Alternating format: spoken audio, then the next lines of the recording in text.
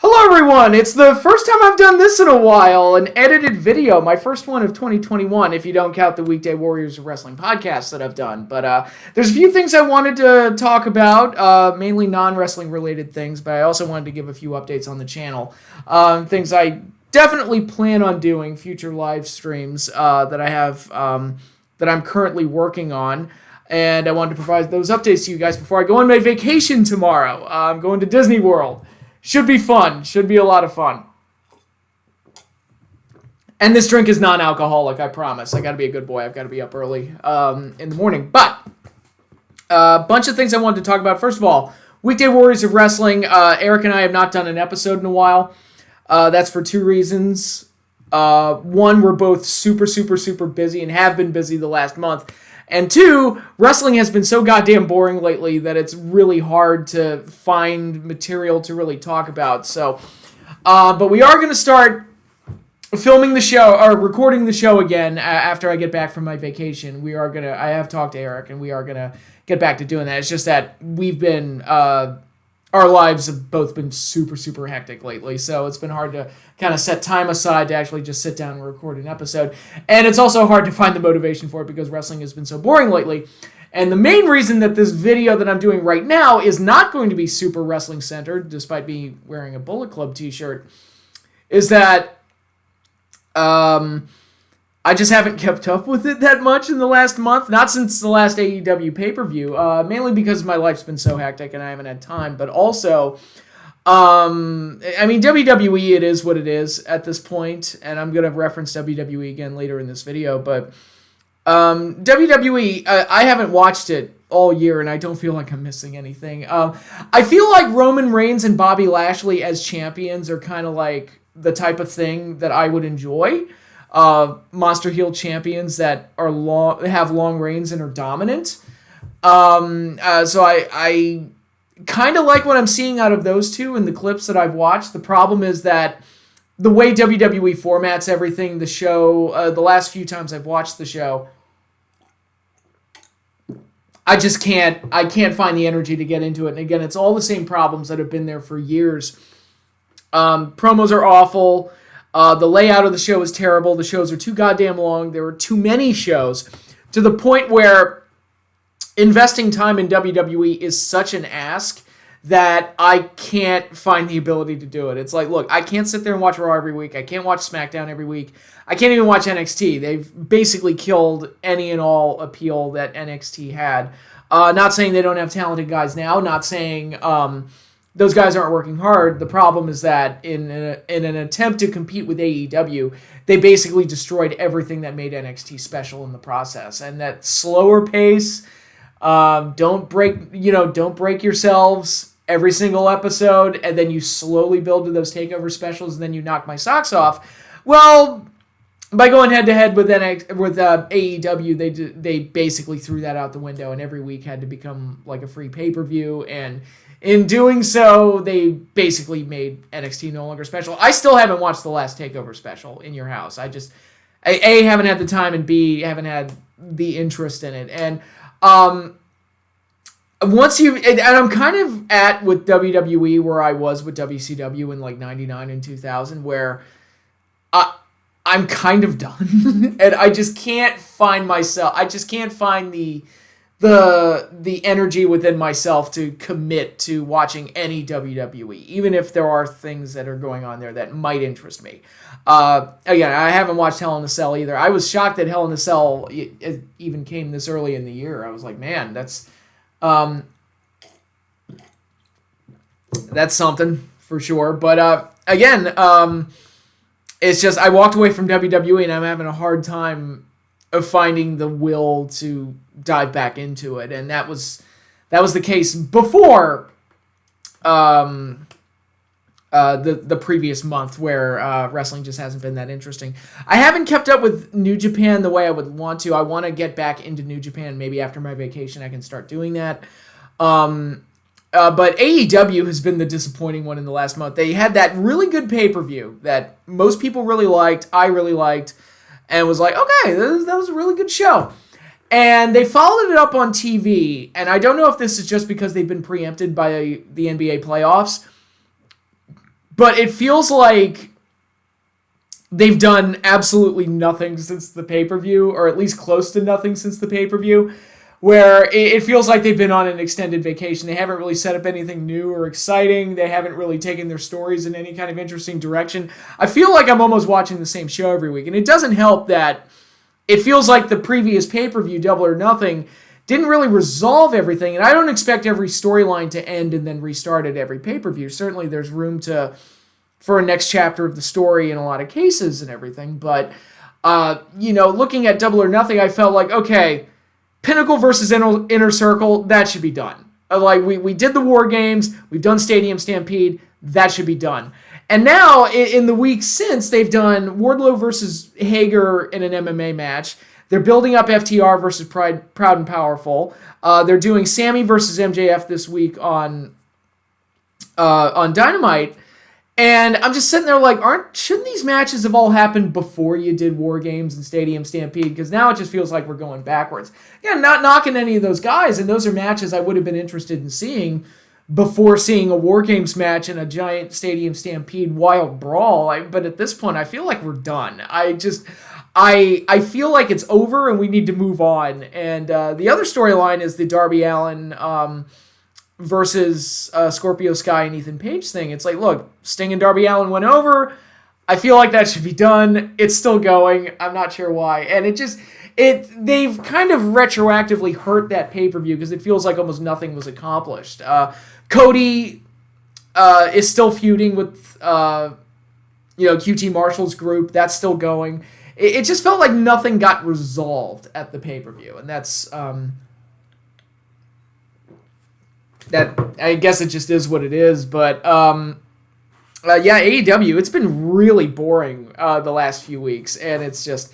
And again, I don't know if it's just because of the NBA playoffs, they've decided to kind of take it easy and not really do all that much. But Britt Baker's been the champion since the pay-per-view, which is something I've been screaming for, everybody's been screaming for, and she hasn't done anything. She's feuding with Nyla Rose. I'm like, oh, woo, that's exciting, I guess. Hopefully Britt gets her win back over Nyla. If she just drops the belt to Nyla Rose, I'm going to lose it. But it just feels like nothing's happened on AEW, and it's just been a bore lately. And the last couple weeks especially, I've been focusing my attention on non-wrestling things. Watched a bunch of baseball movies. I got into a big baseball kick for some reason. I watched Major Leagues 1 and 2, Rookie of the Year, The Sandlot, and I was like, I don't know, something about baseball movies. I got on a kick there for a bit, but there are a couple nerd-related things that are coming up. Pop culture, crazy nerd things. Some have already come. Some are just on the horizon, and there's one big one in particular that had a trailer come out a couple weeks back that set the internet ablaze.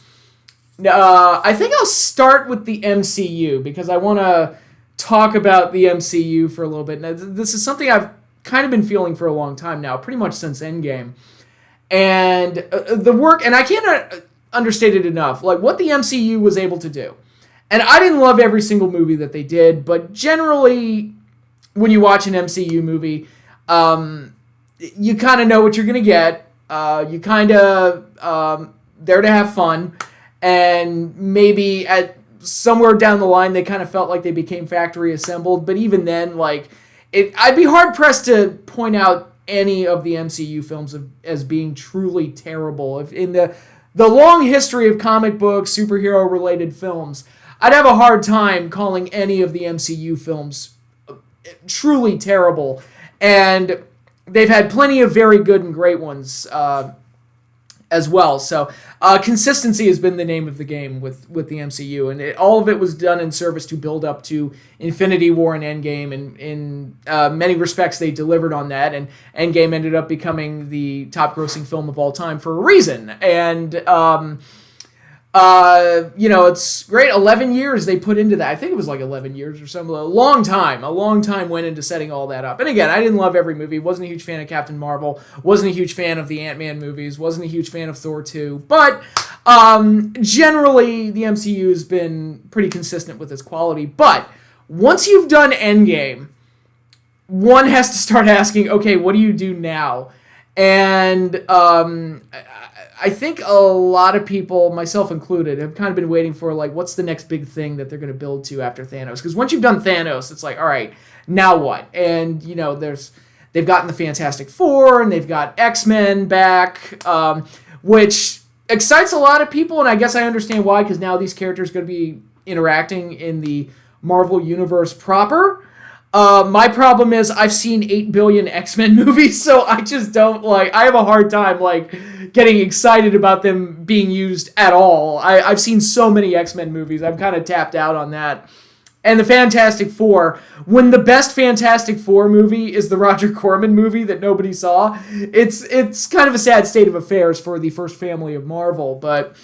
so that doesn't excite me a whole hell of a lot. And then I look at what's coming up the pike for Phase 4. First of all, and I started to feel this way with Spider-Man Far From Home, which wasn't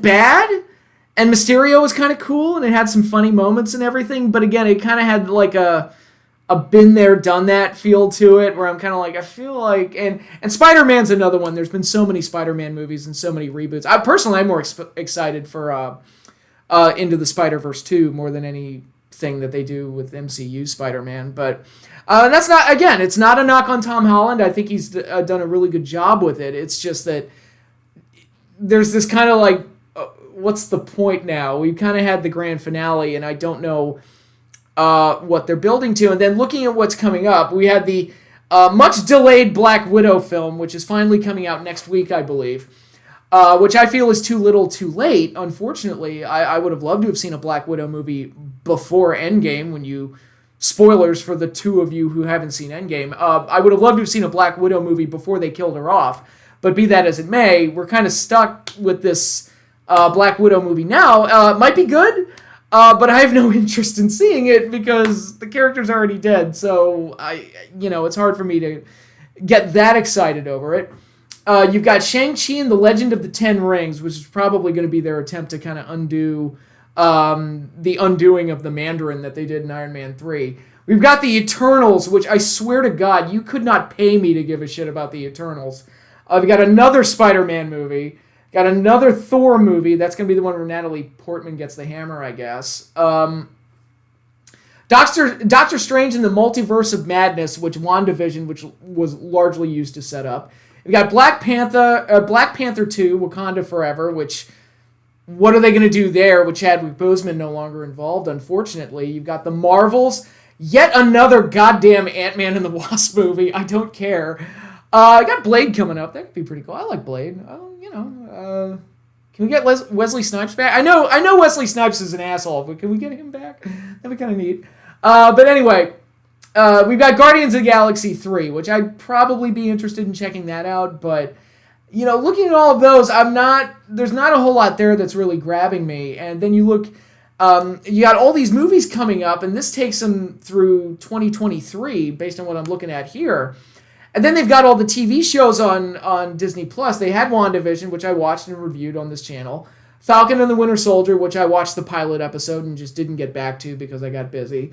And there's a Loki show that's currently airing right now, and I, honest to God, don't give a shit about. With other shows coming up, Marvel What If, Miss Marvel, Hawkeye, Moon Knight is getting a show. Okay. She-Hulk, Secret Invasion, Ironheart, Armor Wars, I Am Groot. Oh my God. So you look at all this stuff that they're producing, and again, it kind of feels like the MCU's turning into the WWE, where they've just kind of oversaturated themselves. There's too many movies, and there's too many TV shows to keep track of. And rather than even try to keep up with all of this, I'm just going to peace out. I think I'm done with the MCU. It's like, you know what? It's been great. It's been fun.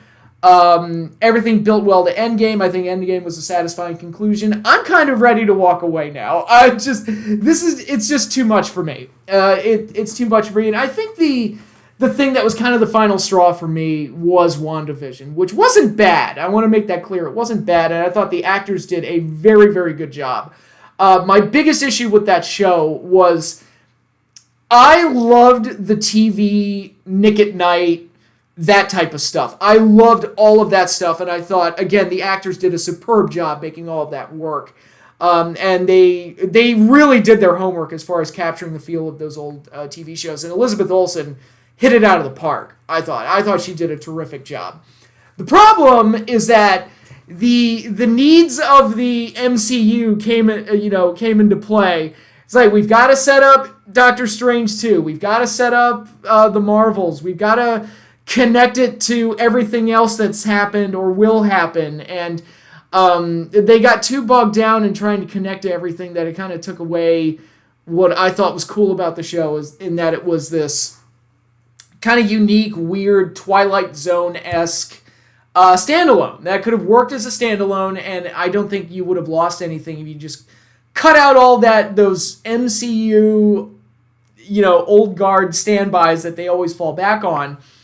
You could have cut all that stuff out. Cut out all the sword stuff. Cut out all the sequel baiting and setting up of stuff and connecting to other things and all that other jazz.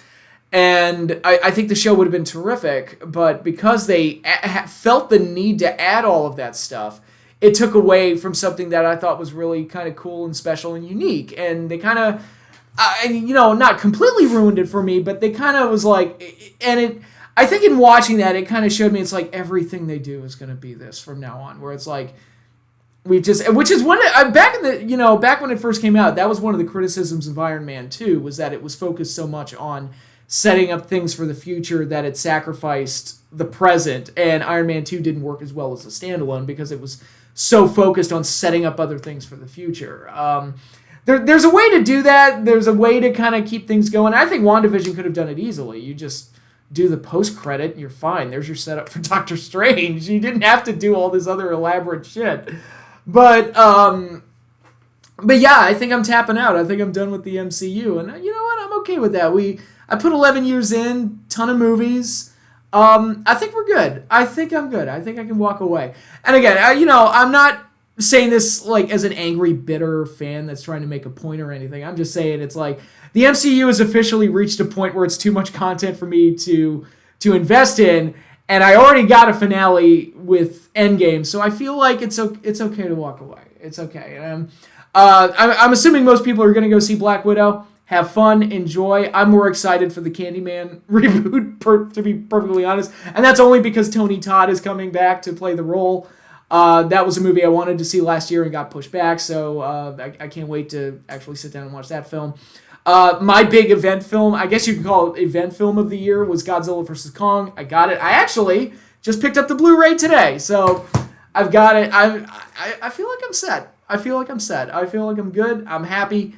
In that regard. In MCU, I wish you the best of luck in figuring out how you're going to manage all of this stuff.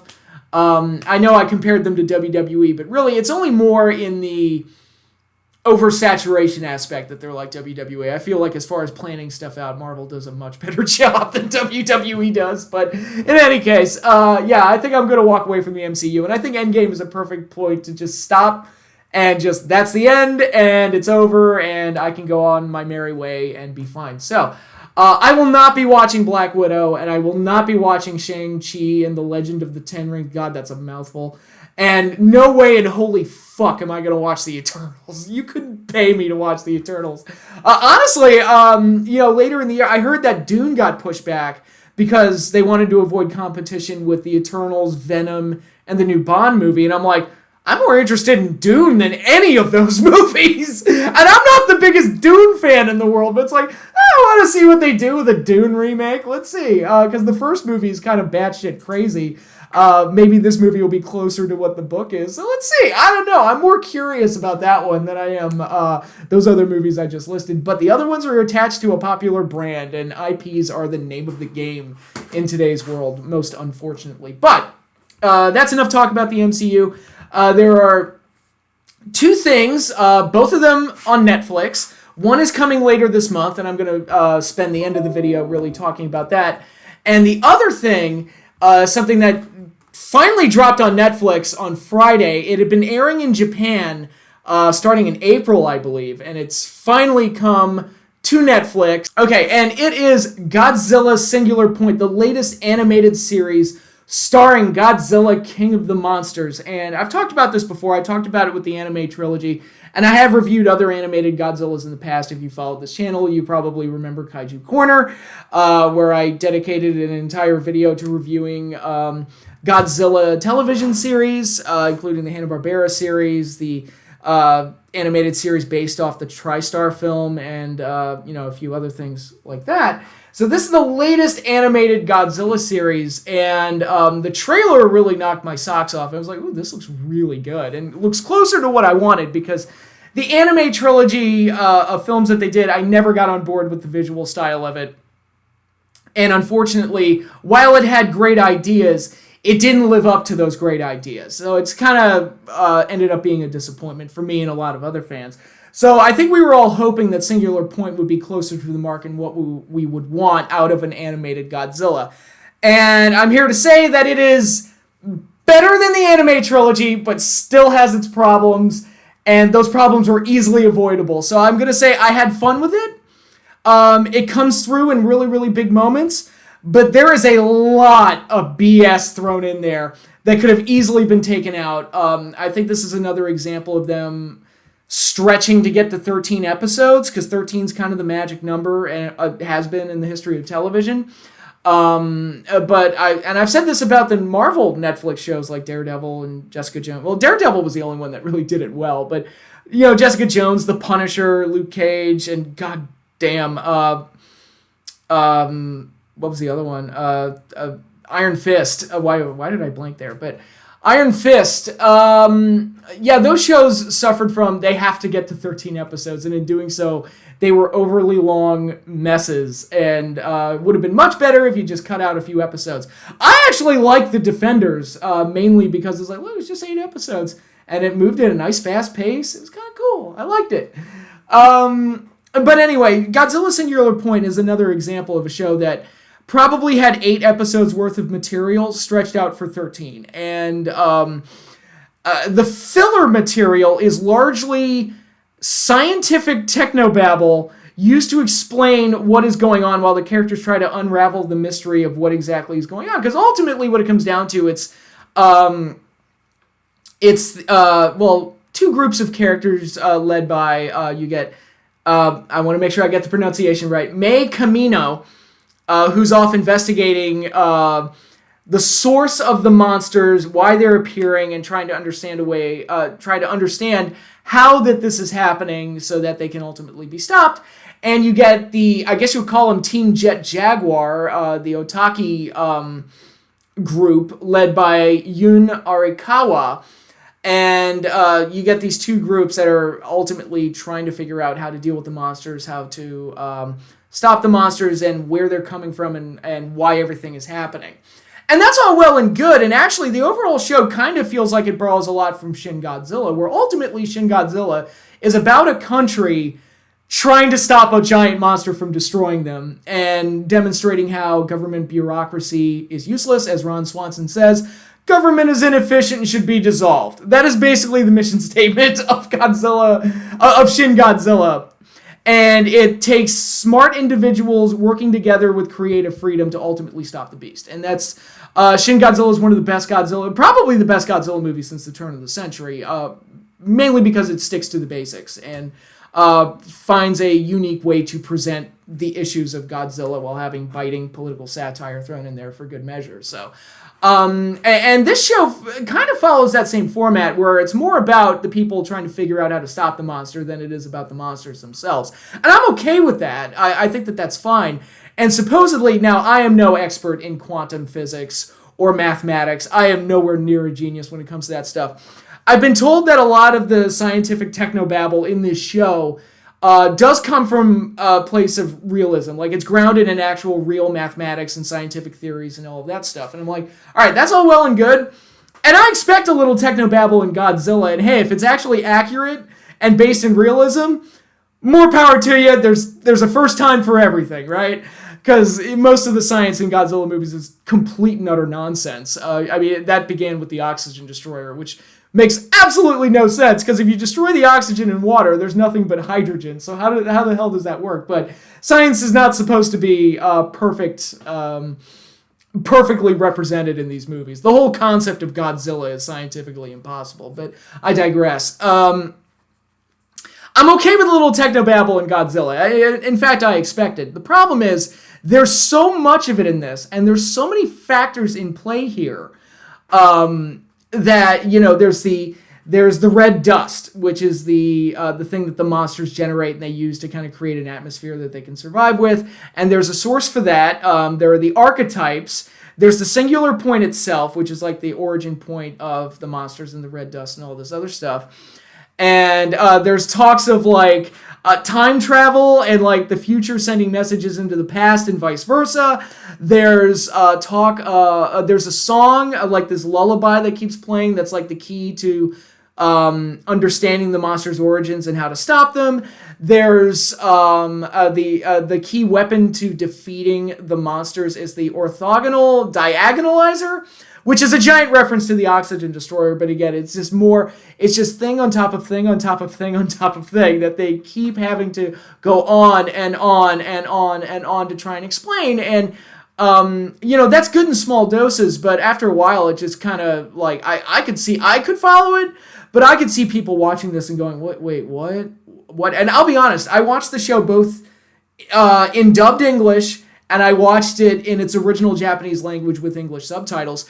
I found I had an easier time understanding it in Japanese because somehow like reading it made it easier to understand than listening to the character say it, because listening to the character say it in the dub, it sounded like they had absolutely no idea what they were talking about. And I'm sure the actors, I felt so bad for them. I'm sure the voice actors were sitting there in the booths like, what the fuck did I just say?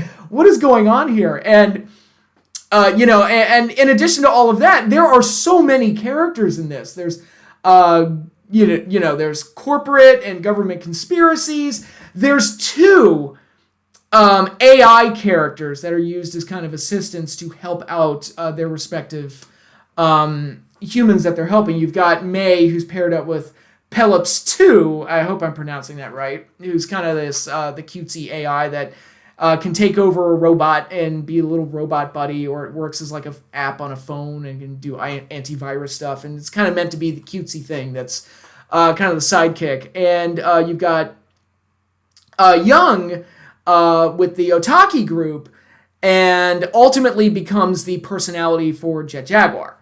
More on Jet Jaguar in a little bit. So I'm sitting there like, that's a perfect example of like, why do you need two AI characters to take over robots? So like, and be like separate robot characters? Like, why is that a thing that needed to be in this? Like, again, it's like, I think you only need one, right? You don't need two. And again, there's so many characters in this that it's again, a lot of stuff that probably could have been cut. What did I think of the characters? I think Mei Kamino is okay as kind of this obsessive nerd that's trying to like figure out all the equations to figure out the code to stop Godzilla and all the other monsters. I think that Yun is boring as hell. The way they animate him, he looks thoroughly uninterested by everything that's going on around him. And I don't know why they gave him that personality, but that's how it is.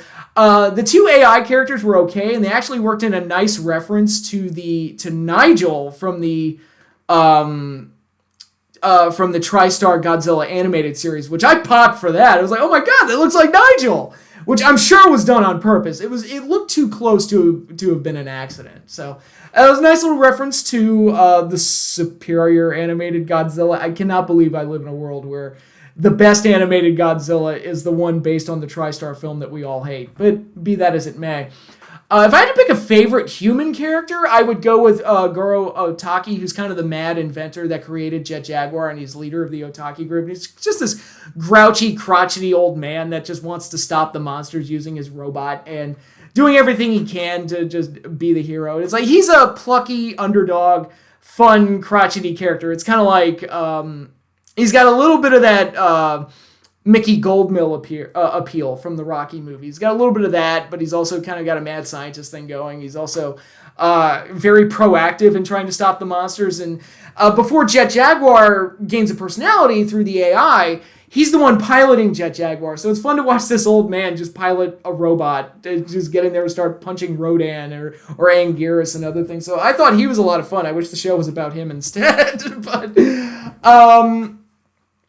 if I had to pick a favorite character overall, I'm actually going to pick Jet Jaguar, who was the butt of jokes among Godzilla fans for years. And when I first got on the internet back in the 90s, among Godzilla fans, Jet Jaguar was kind of this embarrassment that Godzilla fans didn't like to talk about. It was almost like on par with like Godzuki.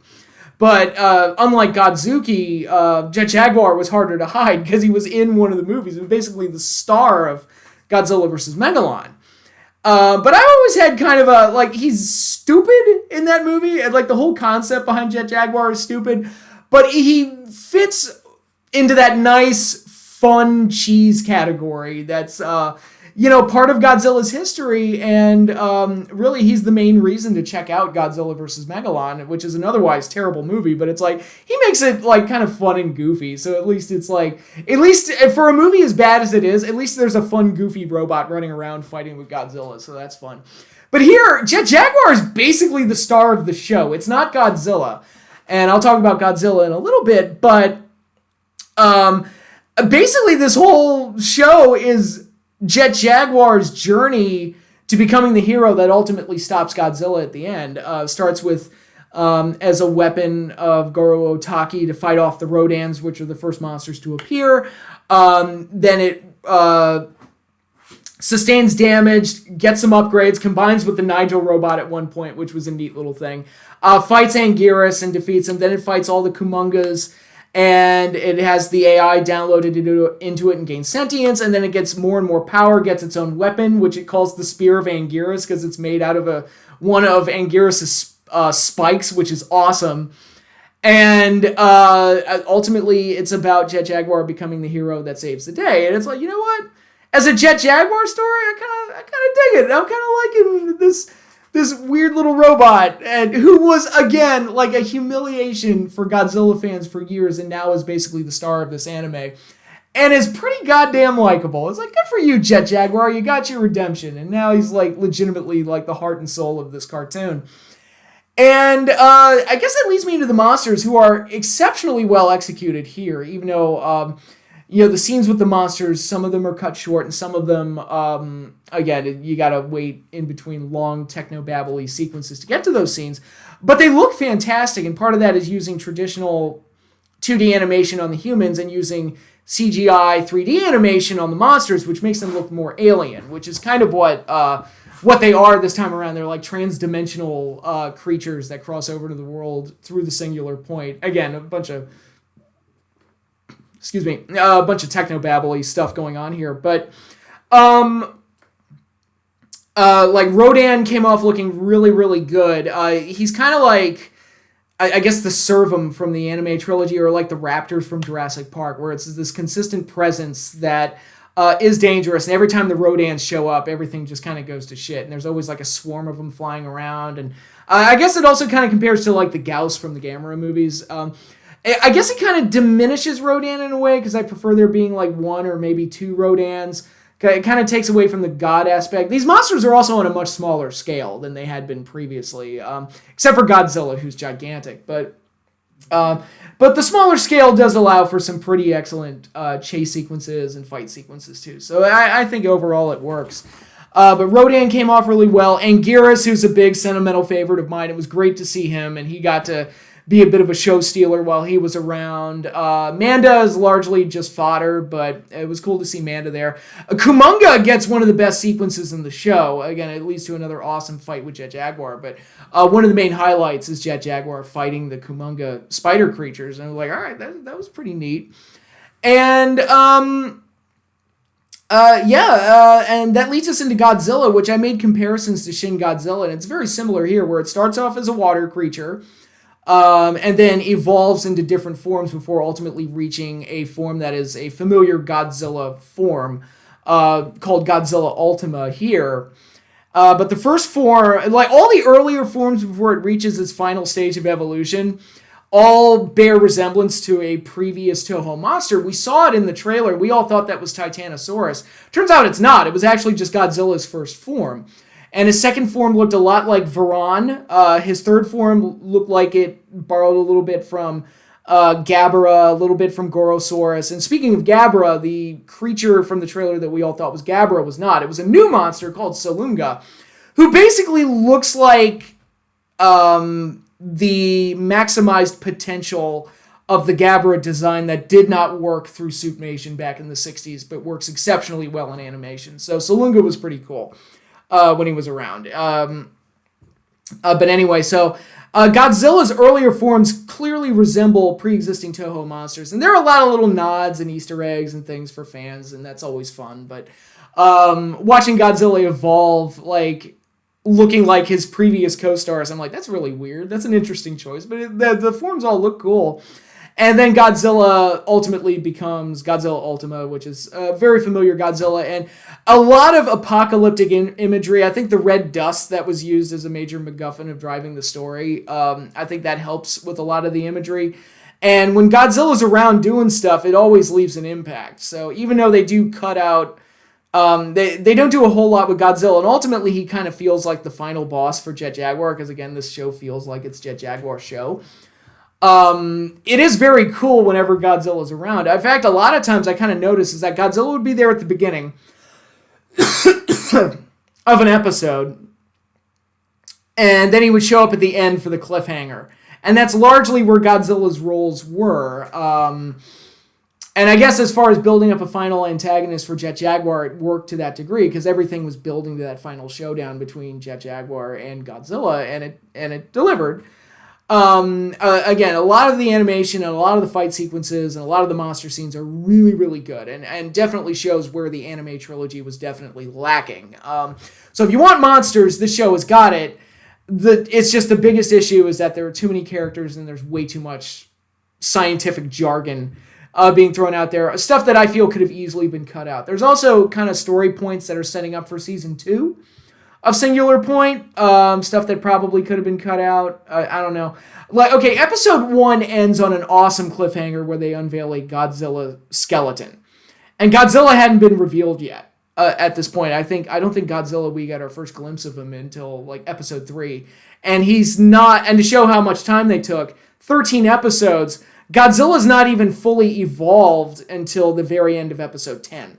So again, you don't get a whole lot of Godzilla in this show, which not always a bad thing, but I think in this case, it's like, given my choices between repetitive expository dialogue with scientific jargon or more Godzilla, I'd rather take more Godzilla, but be that as it may.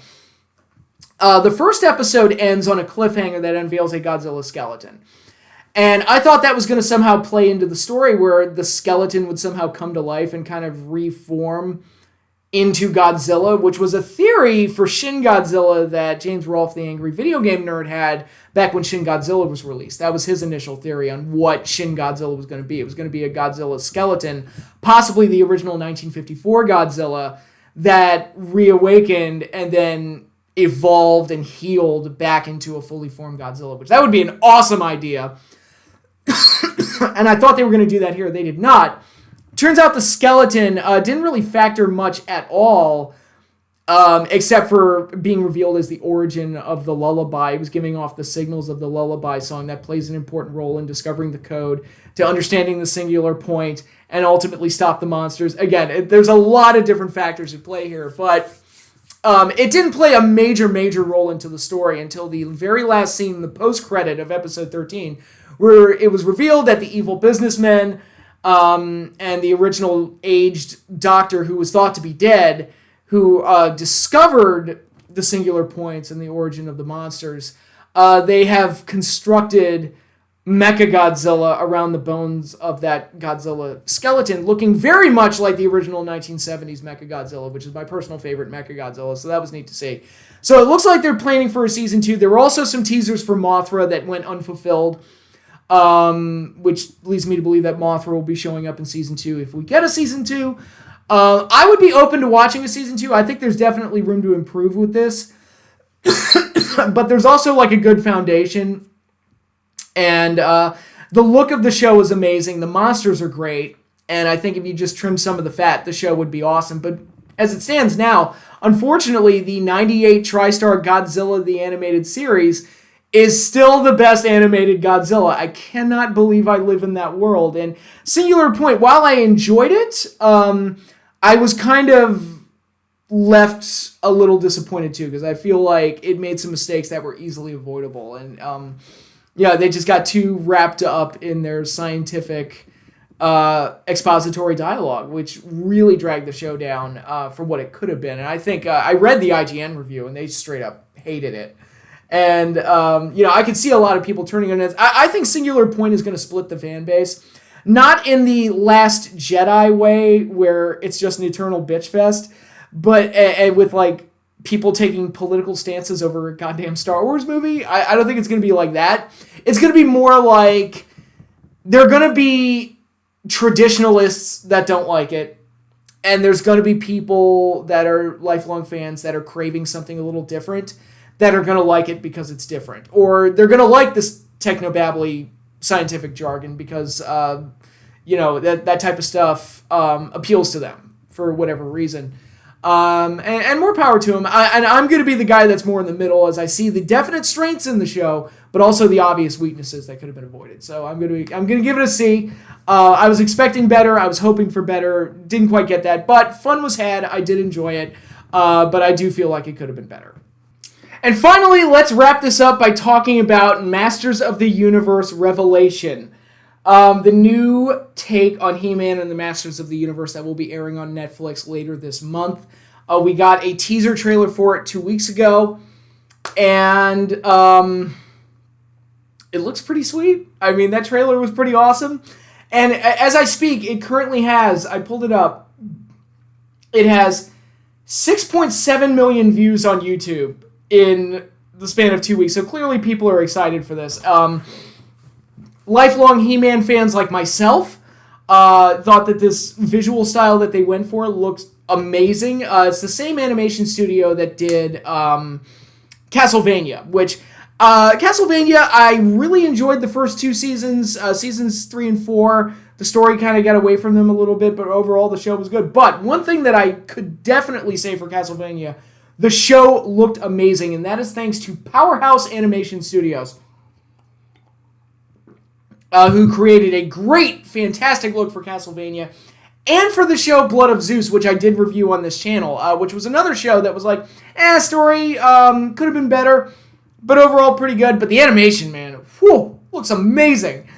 And here we are getting that same visual style for He-Man and the Masters of the Universe. That's a dream come true for me. It's like, if you ever, when you get attached to a brand or you get attached to something at a young age, you kind of want it to be treated well if it ever comes back. And visually, it looks like we've gotten that, because the show looks like it was really, really, really well animated.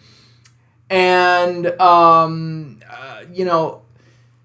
that trailer looked amazing. It looks promising. It looks like it's going to be faithful and, while also updating it. And then I'm taking a look at the voice cast.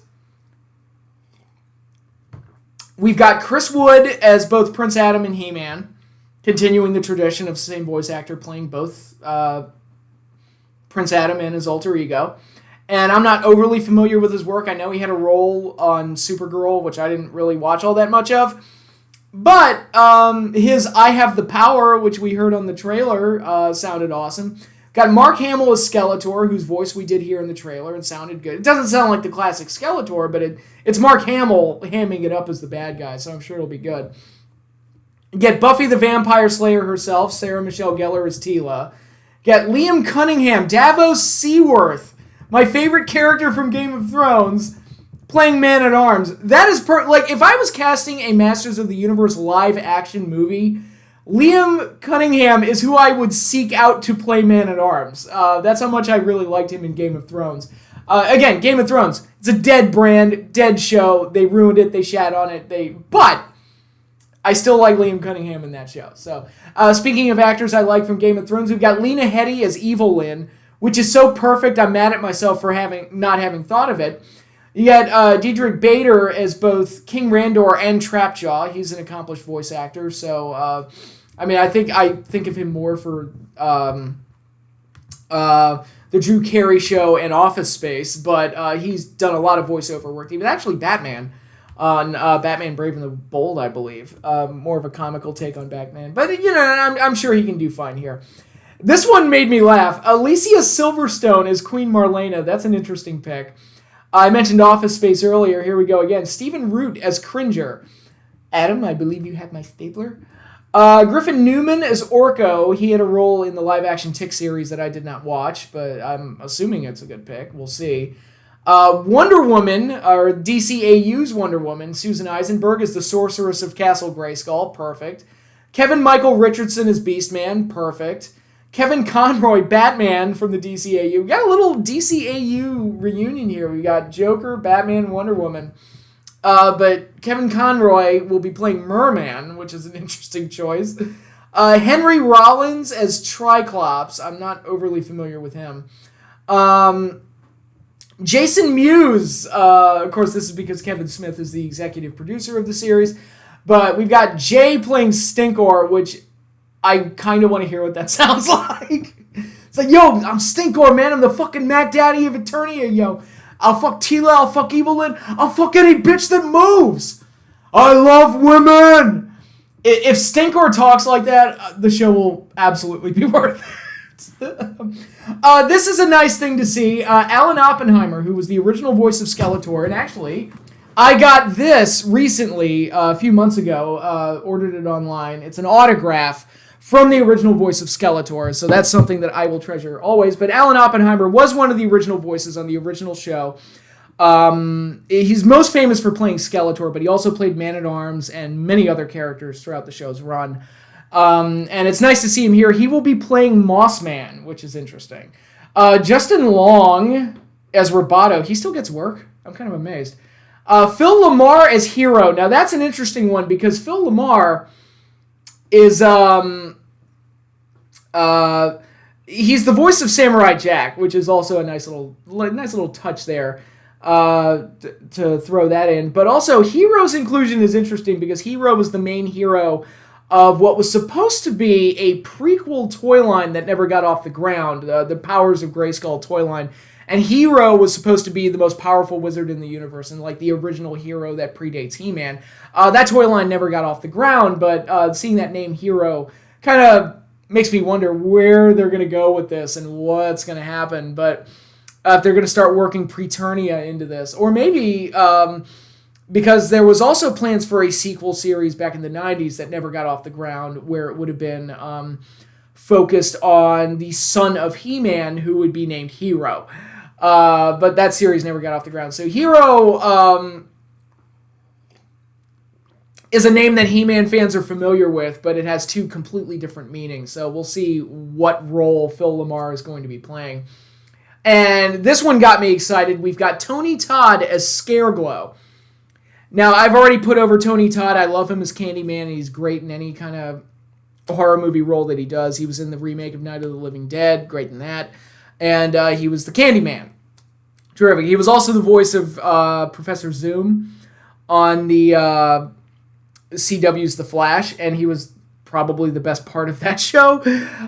Tony Todd's awesome, and him voicing Scareglow is exciting. To get the Candyman voicing Scareglow, who's become a bit of a legend for He-Man fans. Scareglow is a character that came very late in the original toy line, but it yielded one of the coolest toys in the toy line because he's a skeleton that glows in the dark.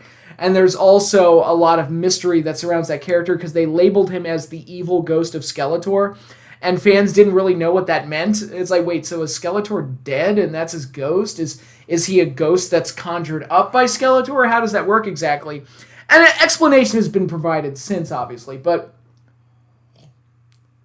Scareglow never made it into any animated series or any version of He-Man ever because he came so late in the toy line that he came out and then, it was pretty much done.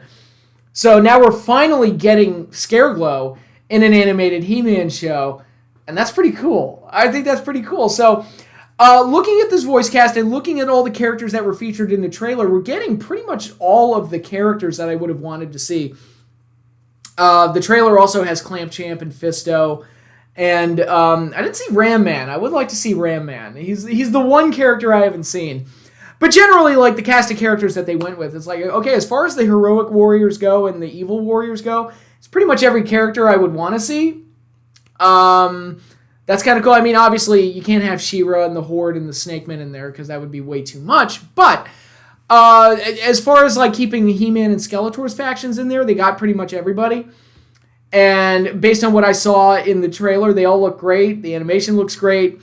The song they used, Holding Out for a Hero by Bonnie Tyler, absolutely perfect. I feel like I shouldn't be worried, but in the back of my mind, there's always like, oh God, what if they screw it up? And a lot of people have been speculating online that it's like, look, they're using He-Man to lure us in, but then they're going to nerf him, and they're going to let Teela take over and be the hero. Now, there's a way to do that if they go the Death of Superman route and you show what Eternia is like without He-Man and ultimately let He-Man come back and have his grand return, and presumably a version of He-Man that would have a black suit and a mullet. I'm kidding, obviously, but there's a way to tell that story, but the fear is that it's just going to get He-Man being kicked to the curb, and then Teela gets the sword and becomes the all-powerful hero, and it's going to be like some declarative identity politics thing, telling men to go fuck themselves, and He-Man's toxic, and all this other stuff. And it's easy to see why people would think that, unfortunately, in today's day and age, where everything is that now. And keep in mind, I have no problem with Teela as a character. When I did my top 20 favorite He-Man episodes of the classic series, a lot of the ones I picked were ones that centered on Teela. I think Teela is a great character. But when I think of Masters of the Universe, it would feel wrong if He-Man just got kicked to the sideline. Like, it wouldn't feel right. Like, and He-Man is the icon of that show. He's supposed to be the ultimate good. Skeletor is supposed to be the ultimate evil. That's just how it's always been, and that's been the rivalry that has basically carried the brand from the 80s to today. And why, I mean, for me, He-Man and Skeletor, it's right up there with Tom and Jerry and Wile E. Coyote and the Roadrunner as one of the all-time great cartoon rivalries. And I hope that everything goes well. Again, it looks like what's going to happen is that Skeletor and He-Man are going to have their final battle in the first episode, and something's going to happen that removes He-Man, and then everything on Eternia goes to shit. There's already been leaks of the Skelegod toy, which is basically Skeletor with the power sword, so it's like, oh shit. Shit's going to get really bad. Skeletor is finally going to get Castle Grayskull and all that other stuff, but we'll see how it all plays out, but there's also, like, the inclusion of Hero has me intrigued, where it's like maybe He-Man gets sent to Preternia, and he's on an adventure to try and get home, while Teela is leading the charge on Eternia and ultimately gaining all the revelations about...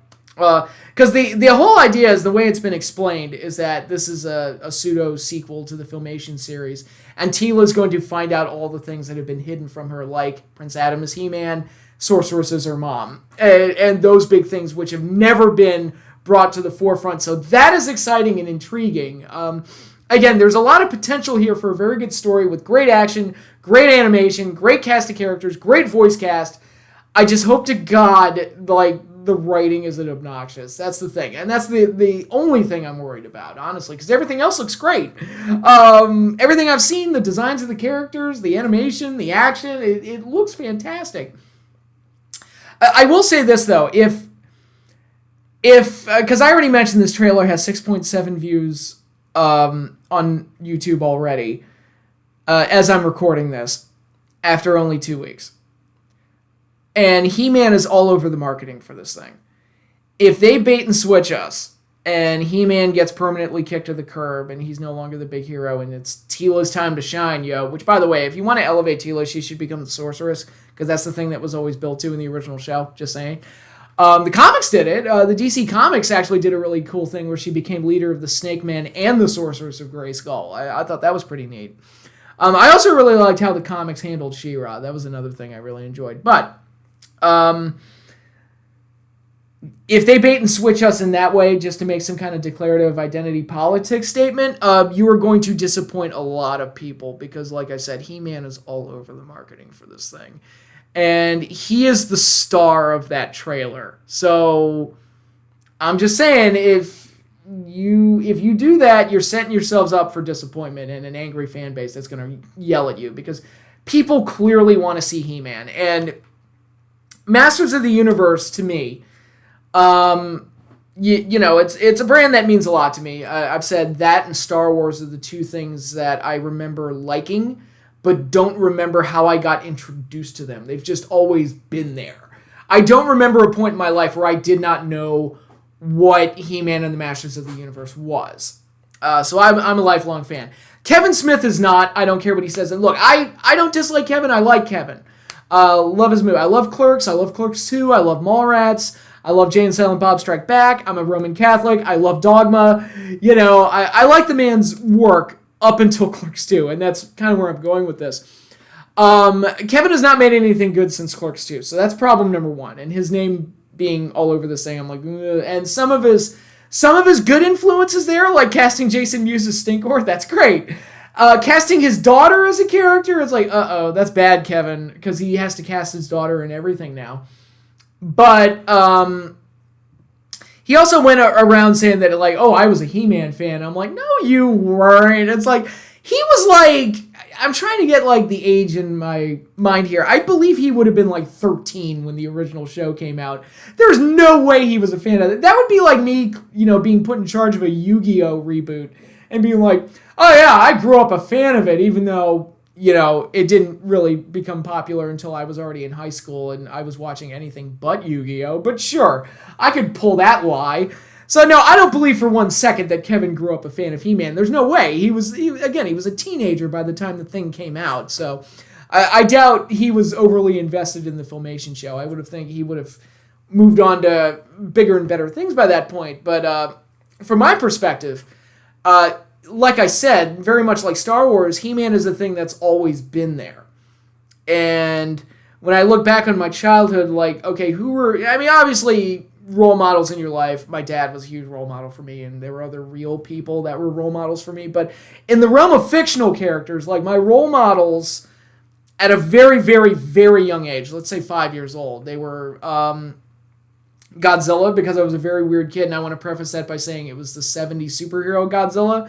I just love the idea of a dinosaur that could save the world. Okay, I was easy to please at 5 years old, and he was a hero to me. Optimus Prime, Batman, and He-Man. They were my fictional role models, and they were my guys. And and I explained this recently to somebody. I used this comparison. You know how in Toy Story 1, Woody is Andy's favorite, but then Buzz Lightyear, he gets the Buzz Lightyear, and Buzz becomes his new favorite toy. But then in Toy Story 3, when he's all grown up and getting ready to go to college, Woody's the one that he has the most fondness for and the one that he remembers the most fondly. Speaking for myself, there were a lot of Buzz Lightyears in my childhood. Ninja Turtles, Transformers, G.I. Joe, Thundercats, even Batman to some degree.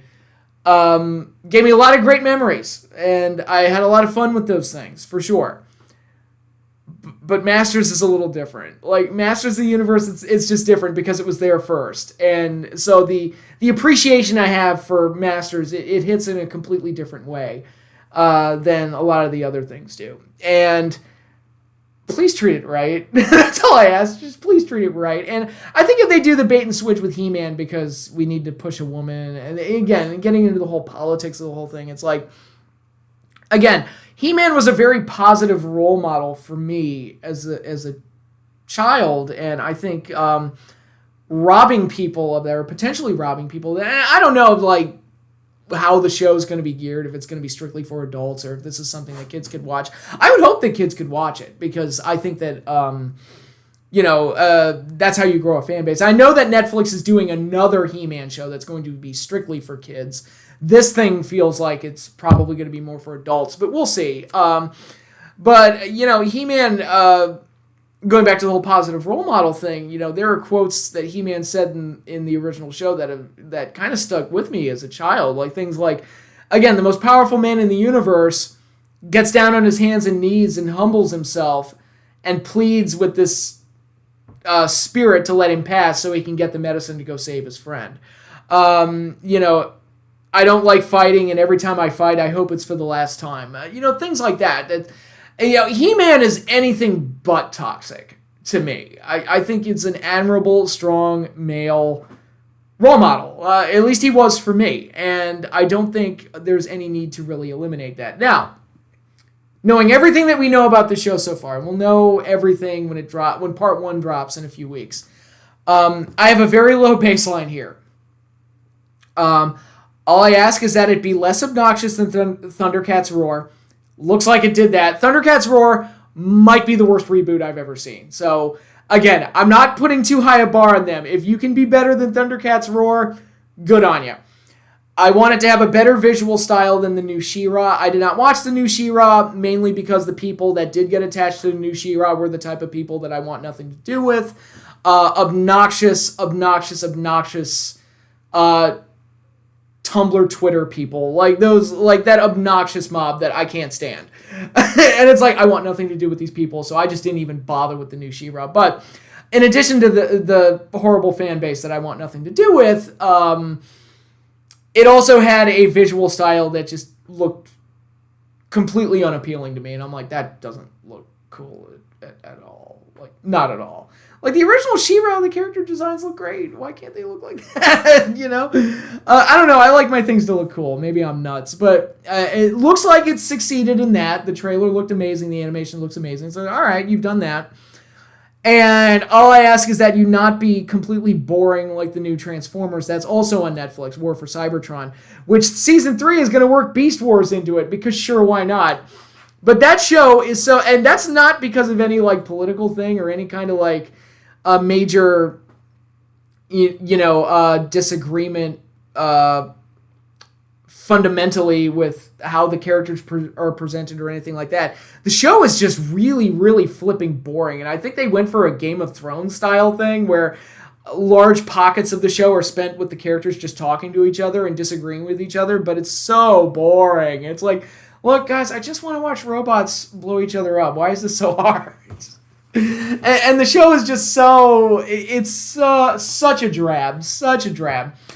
So if He-Man, this new He-Man, is able to be better than those 3 things in those 3 areas, not be boring as Transformers, not be as obnoxious as Thundercats, and have a better animation style from She-Ra, and again, it looks like 2 out of the 3 have already been met, I think we'll be good. Again, I'm setting my expectations very, very low here, but again... I like everything I've seen so far. It's just that Kevin Smith has some question marks on him, and the rumors going around about how the story's going to play out is, again, we'll see. We shall see. But it looks promising, but I don't want to get my hopes up. So those are my thoughts on that. So, couple more things about the future, or future things I want to do on this channel. Again, I'm going to restart Weekday Warriors of Wrestling with Eric once I get back from my vacation, so that's coming up the pike. Be on the lookout for that. But also, a couple of live streams I want to do. There's 3 in particular that I want to do, and I'm going to try and get those done before the end of the year, because those are things that I've been excited about and I'm currently preparing for, and I want to do those. One is a live stream where I review all the 97 WCW pay-per-views. That's number 1. I have watched all the WCW 97 pay-per-views, and it's just about finding a day to just sit down and just knock it out and do it. So there's that. I want to do a similar live stream where I review all of the 2000 WWE pay-per-views. That should be fun. Are arguably the WWE's best year for pay-per-views, especially since they went to the once-a-month format.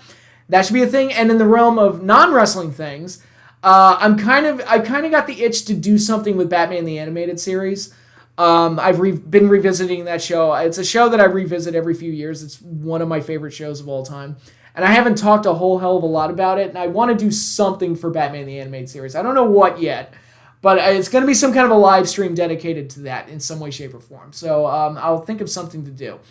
But I want to do a Batman stream at some point, centered entirely on the animated series, because I love that show so much. But that is all I have for you now. Thanks again, everybody, for watching, and I'm off to Disney World, so I'll see you all when I get back, and I'll start kicking off those live streams and start having some fun again on this channel. But until then, later, everybody.